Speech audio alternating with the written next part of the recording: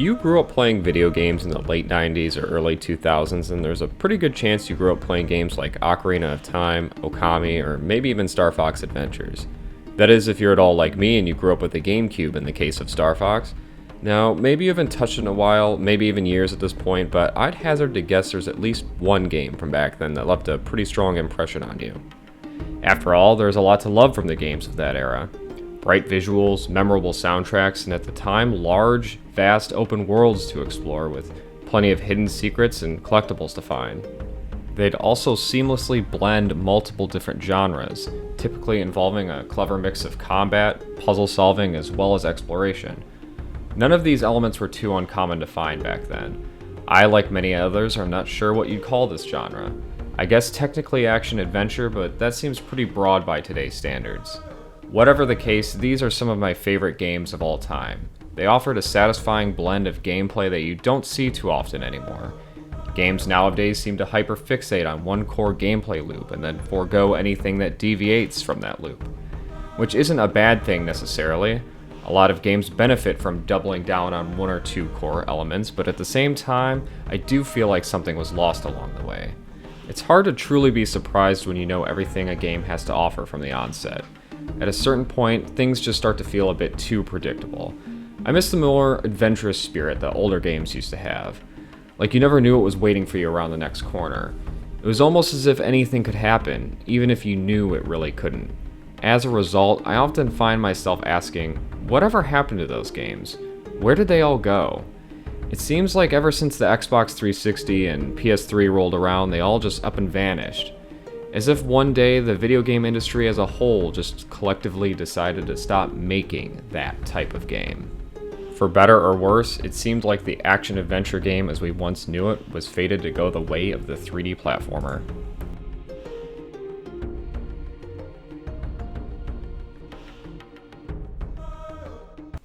But as fate would have it, on June 11th, 2020, Sony finally revealed the PS5 for the very first time, and along with it, the first slate of games planned for the new hardware.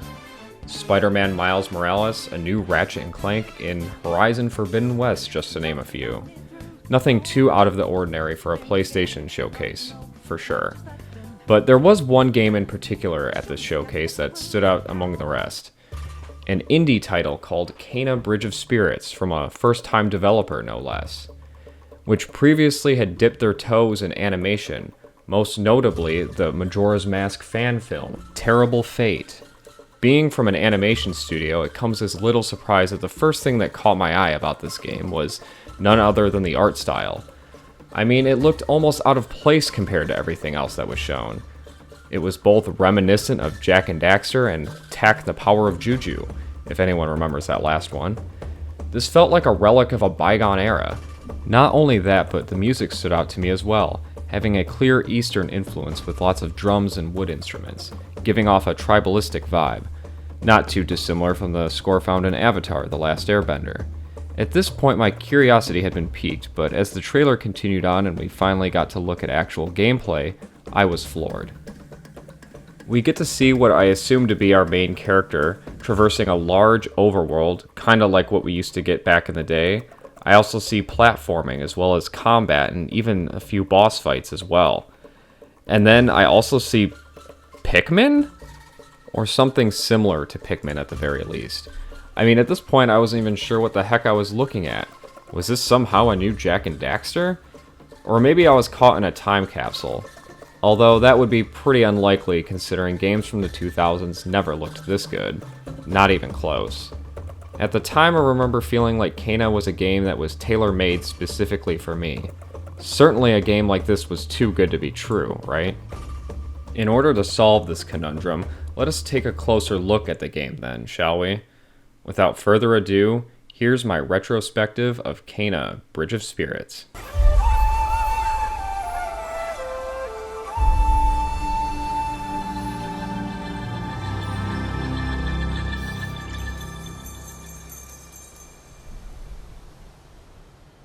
On the surface, KINO may seem to share a striking resemblance with a Pixar film, but in reality I think it shares much more in common with Studio Ghibli.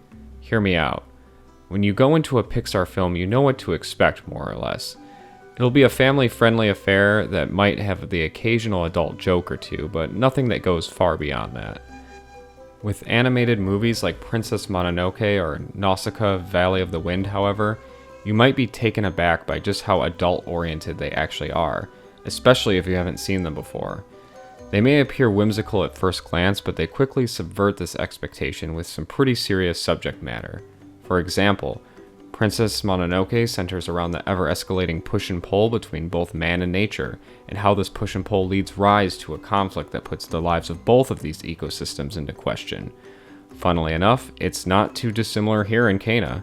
Despite its otherwise cutesy exterior, there are more serious and adult themes to be found. It's not insane levels of grim and dark, mind you, but it's also pretty far removed from anything you'd see in a Disney or Pixar film, I believe. This game is very much going for something a bit more subdued than its otherwise bubbly appearance would lead on. In fact, it even has a T for Teen ESRB rating, if you can believe it or not. And I bring up Princess Mononoke in particular because I believe KINO shares more similarities with it than you'd probably think, but I'll save that for later. For now, we find ourselves stepping into the shoes of KINO, a young spirit guide who set out to lend a helping hand to any lost souls that are unable to move on from our world and into the next, which brings us to our setting, a nameless village that has been wrought with destruction and leaving it with no survivors. Save for a few lingering spirits, it's up to KINO to help these spirits move past whatever's keeping them tethered here. Now, despite what I said earlier, there admittedly isn't too much of a focus on the story. Again, with my believing that this game was targeted for a slightly older audience in mind, a lot is left up to the player's imagination, which, being quite a big fan of the original Dark Souls myself and its more hands-off approach to storytelling, I didn't mind one bit. In fact, I think it made me enjoy what there is of the narrative even more. There's something to be said about a game when it's willing to let you come to it, and doesn't feel the need to constantly shove its messaging down your throat. I remember the lack of storytelling being a big point of criticism back when the game first came out, but I couldn't disagree more. KINO definitely takes more of a hands-off approach when it comes to its story, and I can appreciate that. And there, I mentioned Dark Souls at least once in this video. Consider me a true YouTube essayist. Leaving most of its narrative up to the player to discover, gameplay ends up taking a bigger focus. Bridge of Spirits is very much a video game in that sense. It's both intentional and deliberate in its design, once again harkening back to the days of old. After a brief opening with just a few lines of text, you're immediately given control of your character, and you awaken in a dark room where you're quickly prompted to use KINO's Spirit Pulse to light the way. This Spirit Pulse not only functions as a makeshift flashlight, but also as a protective shield as well. If you hold down the left bumper instead of just tapping it, the Spirit Pulse solidifies into a bubble that encapsulates KINO, protecting her from all manner of harm. However, sustaining too many hits with the barrier up will cause it to shatter, leaving KINO vulnerable. Additionally, if you press and release the shield just before an enemy attacks, you'll deflect the enemy and leave them wide open instead. Thus, the Spirit Pulse doubles as a shield and a parry. It's quite the handy tool. Defensive options aside, KINO has a couple offensive tools in her arsenal as well. Namely her staff. It has a basic light attack combo as well as a single hit heavy attack that can be charged for extra damage. KINO's kit starts off relatively simple but quickly grows more varied as the game progresses. KINO will eventually acquire a bow as well as a spirit dash, but for now there is one other important mechanic that I've failed to address up until now, and that is none other than the rot themselves. The funny little Pikmin-like creatures from the reveal trailer are unsurprisingly pretty important and integral to KINO's journey. During combat, you can perform special abilities by using a rot action. This is a consumable resource that you build up by dealing enough damage to the enemy. The in-universe reasoning behind this mechanic is that you're building up the rot's courage by fighting alongside them. Adorable. Once the rot have gathered up enough courage, though, you can command them to temporarily restrain a single enemy, leaving them wide open for some free damage. You can also use them to grab nearby flowers that will restore some of KINO's health. Later on, you'll eventually get even more rot abilities, such as a rot hammer and a rot bomb. These are acquired by spending experience points in a fairly standard skill tree. The rot hammer in particular, though, is quite powerful, and I recommend upgrading that first if you can. In addition to offering new ways to approach combat, the rot can also be used to solve various puzzles throughout your adventure. You can command them to move large objects, such as boulders blocking the way forward, or even to lift up statues, revealing some hidden treasure underneath. Beyond that, though, there are admittedly some more interesting ways you can use the rot, such as gathering seeds that turn the rot into a weird snake-like creature that can cleanse the world of any corruption found in it, of which there is plenty. Speaking of, throughout your journey you'll come across various dark spots in the world called corruption. These masses are a result of whatever it is that destroyed the village that we've come to. They'll often block your way forward and can also spawn evil spirits who will attack on sight.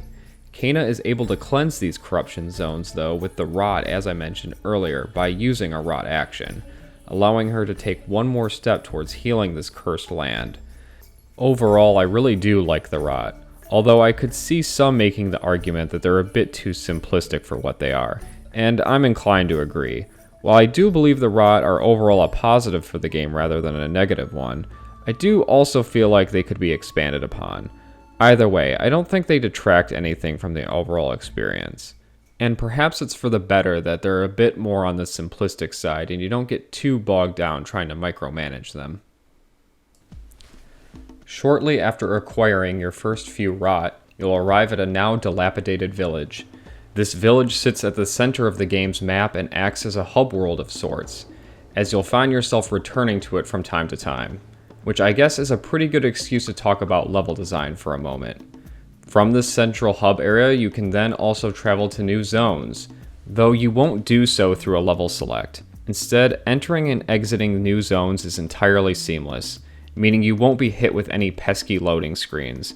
Most of your travel will be done on foot, but you can warp back to previous areas once you've already discovered them. I've heard KINO described as wide linear before, and I think that's a fairly accurate description. And while it is technically open world, I don't think it's open world in the way we typically describe it today. For example, there isn't a large field where you can ride around on horseback. I guess the closest analog to KINO would be something like the first Jak and Daxter, where that game was kind of a pseudo-open world as well, having more linear levels that were then connected by a larger overworld. Also, there isn't much in the way of signposting in KINO either. A general point of interest is located on your map, but as to how to get there itself is entirely up to you, which may be off-putting to some, but I find the lack of direction somewhat refreshing.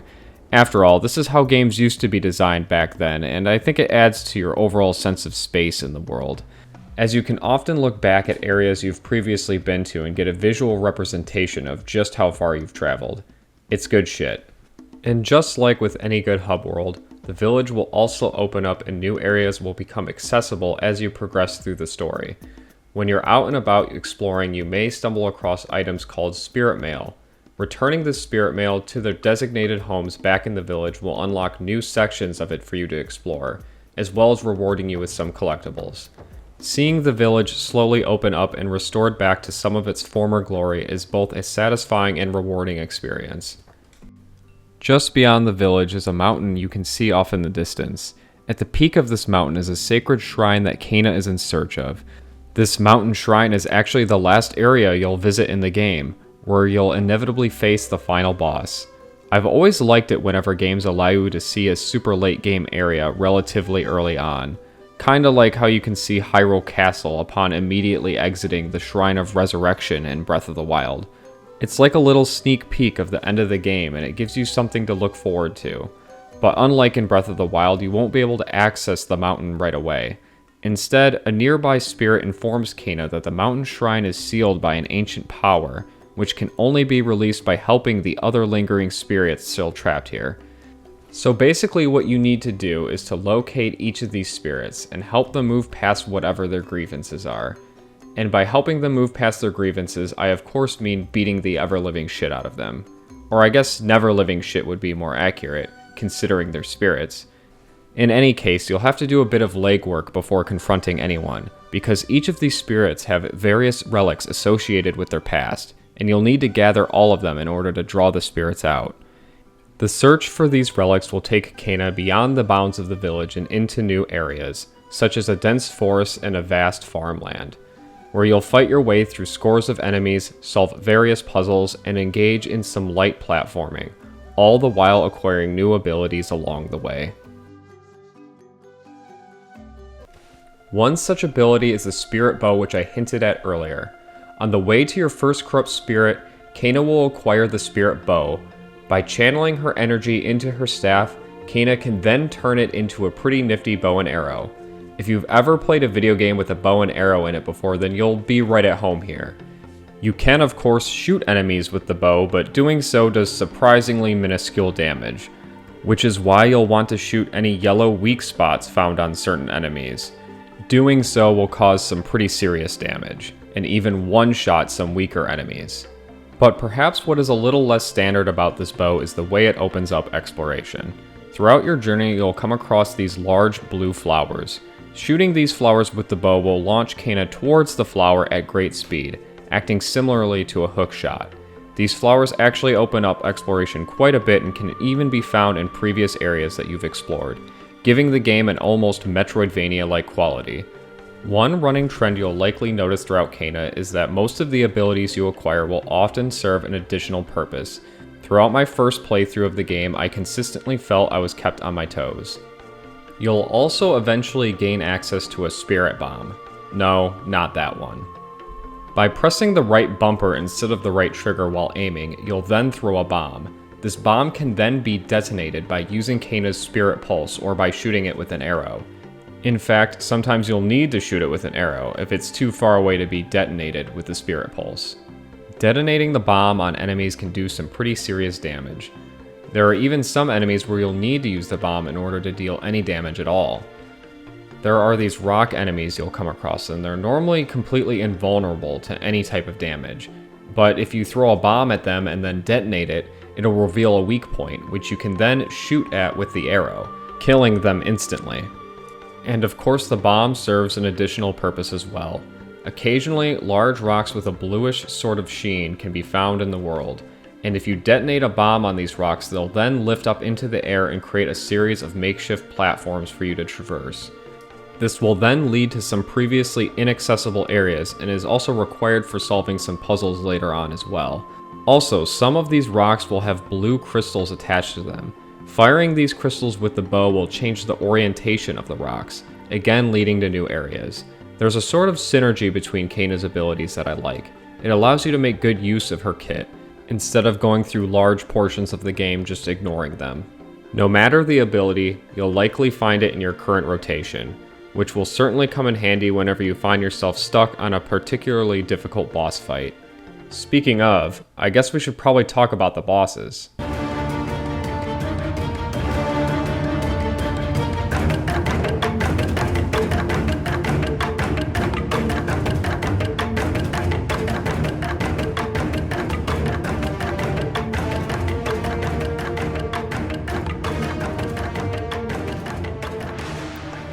So by now you should probably notice a running trend throughout KINO.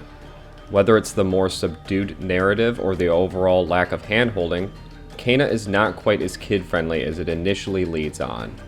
And that facet is no more evident than with the game's many boss fights. These bosses pose a serious challenge to the player, so much so that you could almost compare them to the bosses in a certain other video game series. If one of y'all says some silly ass name, this whole class is gonna feel my wrath. Dark Souls! Son of a bitch! Almost. While I do understand the inherent temptation to compare every single melee-based action game to From Software's Souls series, realistically I don't think KINO is any more of a Souls-like than Ocarina of Time is one. Although the bosses in KINO certainly are more difficult than anything you'd find in Ocarina. They're fast, aggressive, hit pretty hard, and bolster a decent amount of HP as well. You won't be able to waltz in and mash your way through most boss battles. Many of the bosses can often drag on longer than your health pool can withstand, especially if you're just trying to take hits. Instead, each boss will require a bit more of a methodical approach. You'll have to study their movements, study their various tells, and learn when and where each of their openings are. Doing so should allow you to eventually take them down. which is where you could probably draw most of the similarities between KINO and Dark Souls from, as a large portion of the difficulty in KINO does tend to stem from pattern recognition style gameplay. And I guess I should briefly explain what pattern recognition gameplay is. Basically, it's whenever the bulk of the gameplay stems from memorizing various boss patterns, which the Souls series popularized. And this typically means forgoing anything that would constitute as a unique mechanic, or anything else that would get in the way of that core gameplay loop. Because often these mechanics get dismissed as mere gimmicks, but in reality they just serve to spice up the gameplay a bit. The knock-on effect of this is that it's left a lot of games today feeling very samey, and KINO does fall into this camp, more or less. But that isn't to say the game doesn't have a few tricks up its sleeve as well. Not everything in KINO boils down to simple pattern recognition. Some of the bosses also implement clever use of your abilities, which you'll definitely want to take advantage of. Take the Taro fight for example. This boss has a pretty nasty grab attack that is fairly difficult to dodge. It isn't impossible to do so, but the hitbox on it is pretty unforgiving nonetheless. Instead of trying to dodge the attack, you can simply shoot the lantern around his neck with KINO's bow. This will not only cancel the grab, but also stop the boss dead in his tracks, presenting a pretty good opportunity to get some well-needed damage in. Although this only works on the boss once, so plan accordingly. Also, the Corrupt Woodsmith boss fight makes pretty good use of KINO's abilities as well. Normally the Woodsmith is completely invulnerable to any type of damage, but you'll also likely notice that there's a large pillar sitting in the center of the room, which the boss is tethered to.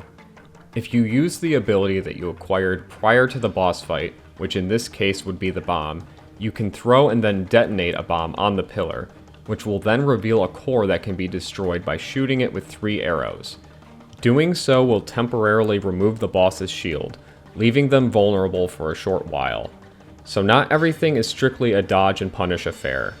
There's also a pretty good mix of Zelda-style bosses that make use of whatever your most recently acquired tool is. As much as I enjoy pattern recognition gameplay, and I do, it has grown a bit played out in recent years. So I'm glad KINO was able to mix things up in that regard. The bosses can certainly serve as a major difficulty spike though, even on the default difficulty setting. Which, out of anything, I could see this being the one aspect of KINO that would be the most off-putting to some more unexperienced gamers. Admittedly, it can be somewhat jarring when you're having a mostly laid-back experience, solving the occasional puzzle as well as engaging in some light platforming, to then only be hit with a super sweaty boss fight, which could take you well over a dozen attempts to defeat. It can almost feel like you're playing 2 separate games at times. But to be fair, it's not as if these spikes in difficulty come completely out of nowhere. There are plenty of challenging combat encounters in the lead up to most bosses. However, there is a chance that not even these will properly prepare you for some of KINO's tougher fights. Or if you're really having that much trouble, you could always just lower the difficulty, as there's no real shame in that. But don't lower it to story mode. Have some standards at least. But there definitely are some aspects of KINO's combat that might make you want to lower the difficulty. One such aspect is the healing system, which I did touch on briefly earlier, but I'll go into more detail now. In order to heal in KINO, you need to not only spend a rot action, which in and of itself is fairly limited, but then you also need to find a nearby flower, which is also limited. So you can probably see the problem here. Most boss rooms may only contain 2 to 3 flowers at max. When combining these 2 restrictions together, the healing in KINO becomes very finite. This can quickly grow frustrating when you're low on health and near a flower, but you don't have any rot actions to actually grab it, leaving you with little to no options. Now, this isn't as big of a deal in most combat encounters to be fair, but when you're up against a difficult boss and one heal can make the difference between either victory or defeat, it can quickly grow frustrating. As a result, I can very easily see some disliking this system. But in KINO's defense, I do think we've grown somewhat complacent in that regard. What I mean by that is that the healing in most games nowadays is completely free for the most part. A lot of games tend to give you a surplus of heals, way more than you'll ever need, and the healing animation itself is often brief, if not completely non-existent. So in a weird way, I think we've actually been trained to think that healing should always be a risk-free option, and thus have taken the ability to heal at all for granted. But it didn't used to always be this way. Healing used to be a fairly risky and finite resource, but in recent years we've seemed to have strayed further and further away from that. So while I do see how KINO's more restrictive healing system could be viewed as frustrating, I do think it adds a welcome level of challenge to the game. All in all, I think the bosses in KINO are quite good. I don't know if they're the best this genre has to offer or anything, but they're certainly better than they have any right to be, and are easily one of the more impressive aspects about the game. Not only in terms of quality, but in terms of sheer volume as well. By my count, there are a total of 16 unique bosses, which, considering just how brief of a game KINO is, clocking in at only about 10 or so hours, that is a fair amount. Some games that are more than double that length don't have that many bosses. And each boss is fairly well designed too. They typically bolster at least one or two unique mechanics and also make pretty good use of the player's abilities. There's not too much else to ask for, really. I guess if I had to nitpick though, I'd probably ask for a few less gank fights. Now, normally I don't mind fighting groups of enemies when I'm out and about exploring, but during a boss fight, I find it to be more tedious than anything else. Fighting just one super enemy on its own is enough for me to worry about, without having to throw in a bunch of trash mobs into the mix. But to be fair, I've never really liked gank squads in any game, so I guess that could very well just be a me thing. Or even a skill issue if you're of the zoomer variety. With the bosses out of the way, the only thing left to discuss now is the mountain shrine itself. And a bit of a fair warning, but I will be going into full detail on the end of the game. That includes both story spoilers as well as the final boss. So consider this your first and final spoiler warning. There should be a timestamp on screen now if for any reason you don't wish to be spoiled and you'd rather just hear my final thoughts. For everyone else, let's bridge the hell out of these spirits. I sense suffering here, Spirit. Do you need help? You know nothing of suffering. Our leader, Toshi, struggled to accept the will of nature. Toshi loved this place, and it broke him to see it wither away. He will not move on quietly. Let me help you. I can heal these spirits and restore balance to the forest. I know you are kind. You sense the power that flows through this land, but you do not fully understand it. You may think you know these creatures. Let me show you their true nature.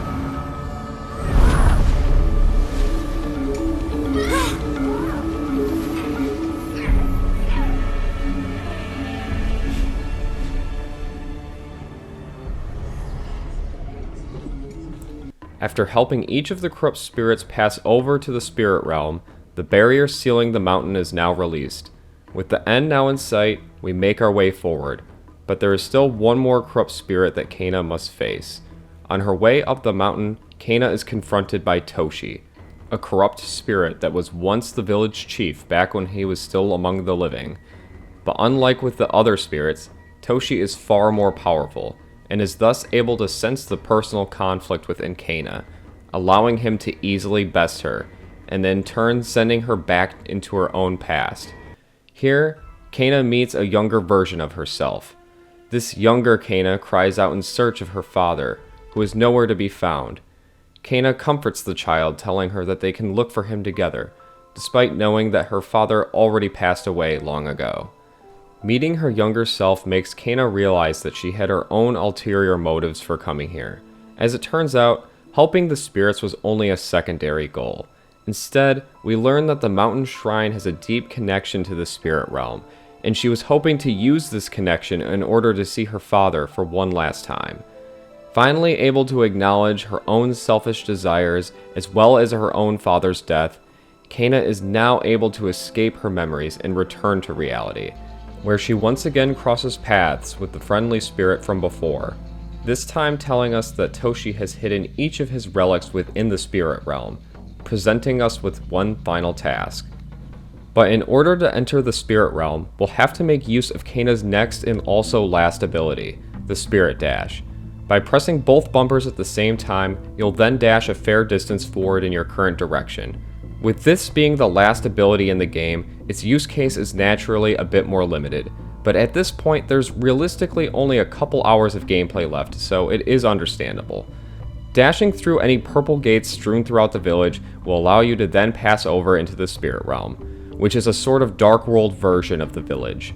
But this version of the village is a bit more hostile than the one we're typically used to, as there are now enemies lurking about, including a brand new enemy type, but perhaps more notable than that are the bosses here as well, each of which containing a relic of Toshi's, and just like with the previous spirits, you'll need to gather all of them if you wish to confront him. This final stretch of the game will see you using all of Kina's abilities in tandem, and makes for a pretty interesting final level, all things considered, as I don't know if I've ever played a game where the Hubworld itself then becomes an actual level later on. It's a pretty neat concept. Once all the relics are gathered though, we can finally make our way back up the mountain pass and face Toshi once again. Toshi is significantly more difficult than any boss you'll have encountered up until now. Unlike with many of the other prior bosses, he doesn't have too much in the way of exploitable weaknesses, meaning there aren't any unique mechanics or gimmicks for the player to take advantage of. It's just an honest one-on-one duel for the most part. You're just going to have to hunker down and learn the fight the hard way, via trial and error. Or if you're at all like me, you could simply just cheese the fight by slowing down time with the rot-infused bomb over and over again. Well, when he isn't too busy swatting them away, at least. Either way, once you've finally taken Toshi down, he will of course not actually be defeated because that would only be too easy. He instead uses his silly voodoo magic to steal Kina's rot from her, reverting them back to their original form. With Kina's rot now missing, we'll have to continue on with a heavily gimped moveset, as this story beat does have an actual effect on gameplay, which is both pretty cool and also not very cool at all, considering the next fight is very difficult. As we continue on and make our way to the shrine itself, we'll come face to face with not Toshi, but the actual final boss of the game, the corrupt rock god. Yup, that's right. The cute little forest creatures that we've been traveling with throughout the entire game are the actual real final boss. And I gotta say, this caught me completely off guard on my first playthrough. To put this into perspective, that would be like if at the end of Pikmin you suddenly had to fight the little buggers in order to roll credits. But something interesting to note here is the name of the boss itself, because you'll likely notice it says Corrupt Rock God instead of just the Rock God. So maybe this isn't the Rot's true form after all. Getting into the actual fight itself though, it's a multi-stage boss battle where you'll have to go in between fighting the Rock God itself by shooting its various weak points, but then also working your way through hordes of enemies during these in-between sections. At the end of each of these sections, you'll slowly gain each of your rot back, which will give you access to your previous abilities again. So in a way, this fight actually gets a bit easier the longer it goes on, because the more rot that are returned to you, the more rot actions you'll have, allowing you to heal more as well as having access to your old abilities again. Once all of your rot are returned to you, you'll enter the final phase of the fight, where you'll not only have to contend with the rot god itself, but also a horde of enemies as well. But this isn't actually quite as daunting as it initially sounds, because the rot god will actually just kill most of these mobs himself whenever he's trying to attack you. And because the game doesn't actually discern between whether or not you're the one that killed the enemy, you'll build up an insane amount of courage. So your rot actions will almost always be topped off during this final stage of the fight, which is certainly convenient considering you'll have to spend a rot action in order to land the final blow, as there are several spears sticking out of the rot god's back and you'll need a rot action to remove each of them. The corrupt rot god can certainly be a challenging fight, but it's nothing a bit of perseverance can't overcome. And actually on my most recent playthrough, I think I died more times to Toshi, believe it or not. But after dealing the final blow, we'll then dive into Toshi's past, where we finally learn what it was that befell the village before the events of the game. So apparently, for generations, the god of this land provided its people with both clean water and sustenance. Until one day, however, when the water suddenly stopped flowing, and the village was struck with a mysterious famine. Confused as to why the god of this land would betray its own people, Toshi confronted the deity himself. But after being ignored, he strikes the beast down in a fit of rage, seemingly killing it. However, Toshi was warned that the deity was directly connected to the balance of the land, and by killing it, he unleashed a blast of corruption that would destroy everything, dooming both the land and the people within it. Although killing a god is not quite so easy or simple, and so the rock god wasn't truly dead. Instead, it was merely separated into smaller fractions of itself, which were then scattered throughout the land. By gathering the rot together throughout the course of her journey and curing them of their corruption, KINO is now able to restore the rock god back to its original form, and in turn restoring both balance to the land and fulfilling her duty as a spirit guide. Now, if you remember way back to the start of this video, I said that KINO shares more similarities with Princess Mononoke than you'd probably think. Well, tell me if any of this at all sounds familiar. A young traveler with a scar on their arm makes their way to a mystical forest, where they are greeted by forest spirits, and the inhabitants of this land refuse to accept or coexist with nature, disturbing the natural order of things. The leader of these people strike down the god of this land, which directly curses it with both malice and hatred, killing everything it touches. The traveler is then only able to lift this curse by returning the god's missing pieces, thus bridging the gap between both of these disparate ecosystems. And then, of course, this god also just so happens to be in the form of a deer, or a deer-shaped cat-like thing. Coincidence? I think not! Yeah, the resemblance between these two stories is uncanny to say the least. I think it's fairly obvious where Ember Lab drew their inspirations from, and you could probably even argue that KINO is a bit too on the nose with its influences, but to be fair, there are far worse films than Princess Mononoke to draw inspiration from. And I believe KINO brings plenty of its own originality to the table as well, as the whole man versus nature angle is really more of a subplot than anything. Its themes of both grief and loss take far more of a center stage. At its core, KINO is a story about a daughter coming to terms with the death of her father. And I can imagine some players feeling disappointed that we never actually get to see KINO's father or learn what happened to him, but I bet KINO probably feels something similar herself. In a way, this aligns the player with what the protagonist is going through. Actually, it is somewhat ironic that KINO as a character struggles to come to terms with her own past, when it is exactly her job as a spirit guide to help those unable to accept at least some aspect of their lives. You could probably even argue that she's not the best spirit guide, but I think that's what I like about her. She's not just some perfect heroine devoid of any flaws. She's a complex and sympathetic character that has her own sets of goals and ambitions. She may not be quite as altruistic as she seems at the start of the game, but that's also what makes her more relatable as well. Most people in your day-to-day life aren't perfect paragons of virtue. At least the ones in mine aren't. We all have our quirks at the end of the day, and it's not like she doesn't mean well. She genuinely wants to help those around her, even if it puts herself in harm's way. KINO grows a lot as a character throughout the course of the game. After seeing how holding on to the past destroyed not only Toshi's life, but also the lives of those around him, KINO realizes that the pursuit of her own father's memory has been holding her back. With this in mind, she no longer seeks the power of the mountain shrine, knowing that he would have been proud of the spirit guide she has become. And so, she is finally able to let go, leaving her past behind her.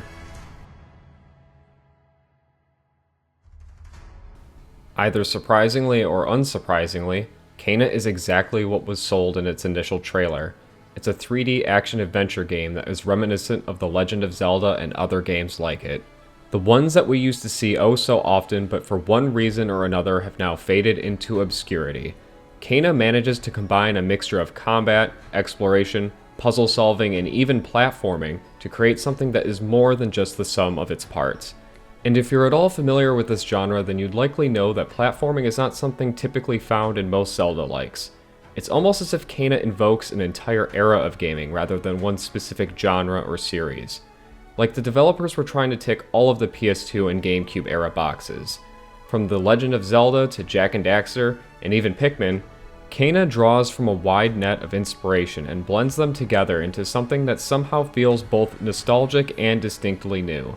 It is very much a modern take on an old-school action-adventure game, but without sacrificing in the ways you'd think most modern games typically would. I could very easily see a version of KINO coming out today that was nothing but combat and boss fights, and while some may certainly still enjoy that, it wouldn't be the same. And that isn't to say that I dislike the combat in KINO. Quite the opposite, in fact. But at the same time, I can also recognize that KINO would be a far lesser game if it had only been nothing but that. This isn't just your typical run-of-the-mill action game or yet another Souls-like to get lost in the mix. It's a fully featured and complete package that doesn't sacrifice one gameplay element in favor of another, allowing each of these elements to stand on their own and shine more brightly as a result. The steady flow of abilities introduced, as well as the relatively large enemy roster, means the game almost always has something new to show the player. And while KINO's smaller size and scope certainly make this achievement seem a little less impressive, I also think KINO goes above and beyond what is expected of a game of this scale. Being a budget title with a fairly limited runtime, it's impressive just how much Ember Lab was able to fit in. KINO consistently throws new ideas and mechanics at you throughout the course of the game, which is not something you can say about too many titles today. It also tells a surprisingly deep and thought-provoking story, coupled with pretty solid voice acting across the board. I've already gone into pretty exhaustive detail on the narrative in the spoiler section of this review, so I won't belabor the point again too much here. But suffice to say, the story in KINO well exceeded my expectations. It tackles some fairly serious subject matter, which is a bit out of pocket for a game that wouldn't look out of place on Disney Channel. It may not be the most original or complex narrative ever told, but it also doesn't pad out its story with an endless amount of cutscenes or dialogue. I could have very easily seen myself not liking this story nearly as much if it had felt the need to beat me over the head with its messaging. Ember Lab very wisely gave the player room to breathe, making it far more likely for us to be drawn into both its world and characters. And if you're a no-nonsense, all-gameplay type of gamer that has no interest in storytelling, then you can just as easily ignore it, as it doesn't take up too much of the game's runtime anyway. Despite being overwhelmingly positive on KINO, I still hesitate to call it a masterpiece, as the game certainly isn't perfect and the word masterpiece has sort of lost its edge anyway, as it feels like any good to above average video game nowadays gets showered with countless praise and is boldly declared a masterpiece. So I won't contribute to the further dilution of the word and just say that KINO is a very good game, and I highly recommend it to anyone that considers themselves a fan of old school action adventure games, and just leave it at that. By now I know this video is starting to drag on a bit long, but there's still one more thing I should probably address. And that is that I do realize that there's a certain bit of irony to this video. As a game, KINO is very much about learning to let go of the past and accept the inevitability that is change, even if we don't necessarily like it. Without diving too much into spoilers here, but just like how KINO is unable to move on from certain aspects of her past, I too am unable to let go of the video games from my childhood, and accept that the video game industry as a whole is in a very different place now. But unlike with KINO, I was actually able to relive my childhood by playing a video game that was both old and new in the best possible ways. So thank you, Ember Lab, for allowing me to have that opportunity, even if it was only for a brief moment. Also, get fucked, Nintendo. $80 for Mario Kart? Really?